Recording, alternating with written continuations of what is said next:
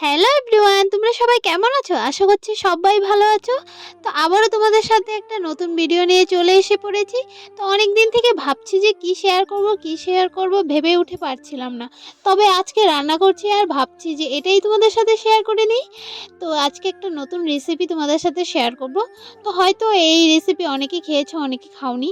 তবে এই সকাল সকাল অনেকটা তাড়াতাড়ি সময় যা মাথায় আসে সেটাই আমি তাড়াতাড়ি করে বানিয়ে ফেলি। তবে আজকে সকাল সকাল ঘুম থেকে উঠে আমি ভাবলাম যে আজকে মাছ বানাবো। তো সে কারণে আমি কি করেছি, সব কিছু ধুয়ে সব কিছু কেটে ধুয়ে রেখে দিয়েছিলাম। আর এই তো দেখতে পাচ্ছ, প্রথমে তেল আর হলো জিরে দিয়ে দিয়েছি। জিরাটা একটু কালো কালো হওয়ার পর আমি কি করলাম, এই পেঁয়াজগুলো কেটে রেখেছিলাম সেগুলো দিয়ে দিয়েছি। তারপর আলু টমেটো সব কিছু দিয়ে ঢেকে দিয়েছি। তারপর কি করেছি, এই যে নুন আর হচ্ছে হলুদ এটুকু দিয়ে দিয়েছি। নুনটা স্বাদ অনুসার দিলেই হলো। কেউ কম বেশি খায়, সে কারণে মানে স্বাদ অনুসার দিয়ে দিলে হলো। এই তো তারপর আমি দিয়ে নাড়িয়ে চাড়িয়ে আবার কি করলাম, ঢেকে দিয়েছি, কারণ সেদ্ধটা হয়নি সে কারণে। তো ঢেকে আমি কি করেছি, তারপর একটু টাইম পর আমি মরিচগুলো বেটে রেখেছিলাম, সেই মরিচ বাটাগুলো আমি দিয়ে দিলাম।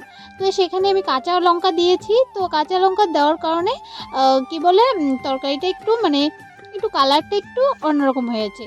তো এখানে যদি আমি একটু শুকনো লঙ্কা দেওয়া হতো তাহলে বেশি সুন্দর লাগতো।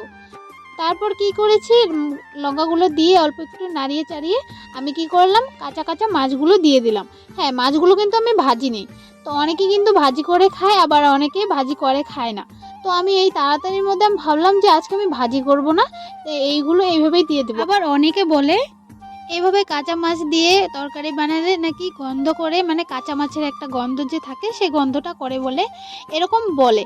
তবে আমি অনেক দিন বানিয়েছি কাঁচা মাছ দিয়ে, যেমন ঝোল বা মাখা মাছ যেটাই বলো, কিন্তু আমি কোনো দিন গন্ধ পাইনি। তবে বানানোর একটা মানে পদ্ধতি থাকে, সে কারণে গন্ধটা বার হয়, সে কারণে বার হয় না, সেটা আমি তোমাদেরকে বলে দেবো। হ্যাঁ, জল দেওয়ার আগে কিন্তু তোমরা হয়তো লক্ষ্য করেছো, আমি কিন্তু জল দেওয়ার আগে একটুখানি তেল দিয়ে আবারও নাড়িয়ে চাড়িয়ে তারপর জল দিয়ে ঢেকে দিয়েছিলাম।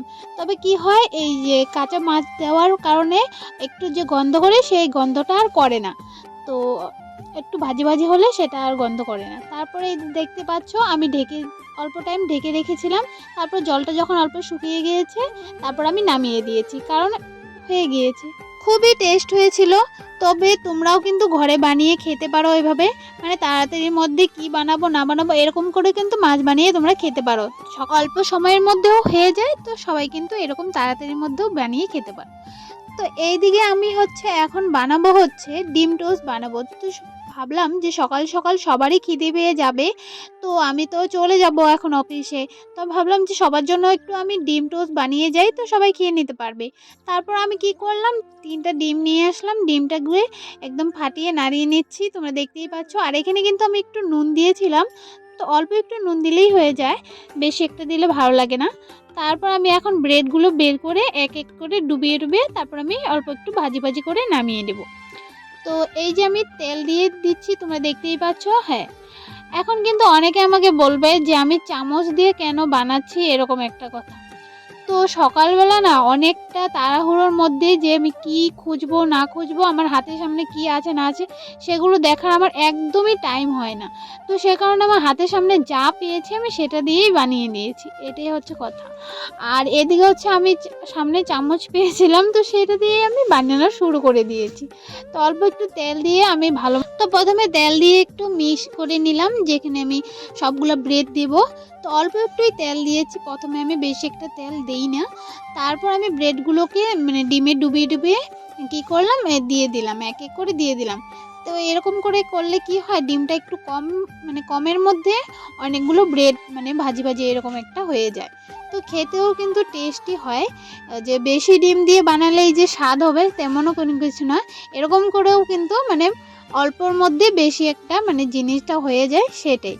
তো দেখো, তোমাদের সাথে কথা বলতে বলতে আমার কিন্তু 4টা অলরেডি বানানো হয়ে গেল। আর আমার এই ডিম টোস্ট খেতে এত ভালো লাগে, কি বলবো। তোমাদের কেমন লাগে আমাকে কিন্তু নিশ্চয়ই কমেন্টে জানিও।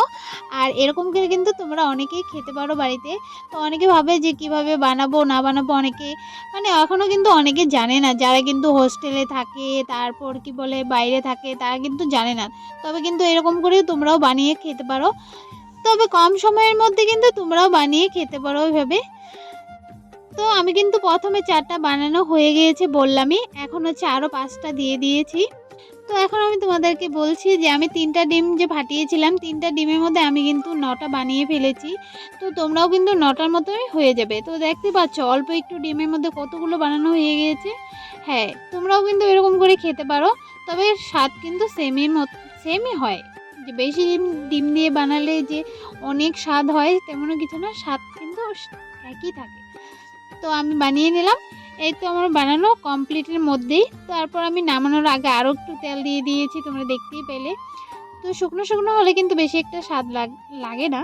তো তার জন্য আমি আরেকটু নামানোর আগে আরও তেল দিয়ে দিয়েছি, তোমরা দেখতেই পাচ্ছ। এই তো আমার ভাজি সব কিছু একদম পুরো কমপ্লিট, ডিম টোস্ট বানানো। এখন হচ্ছে আমি তোমাদেরকে দেখাবো। এই যে দেখতে পাচ্ছ সবগুলো আমার বানানো হয়ে গিয়েছে। তবে খেতেও কিন্তু খুবই টেস্ট হয়েছিল। তো তোমরাও বানিয়ে খেতে পারো। আর ভিডিওটি এতটুকুই, যদি ভালো লাগে লাইক কমেন্ট শেয়ার নিশ্চয়ই করবে। আর সবাই ভালো থাকো, সুস্থ থাকো। Tata, bye bye.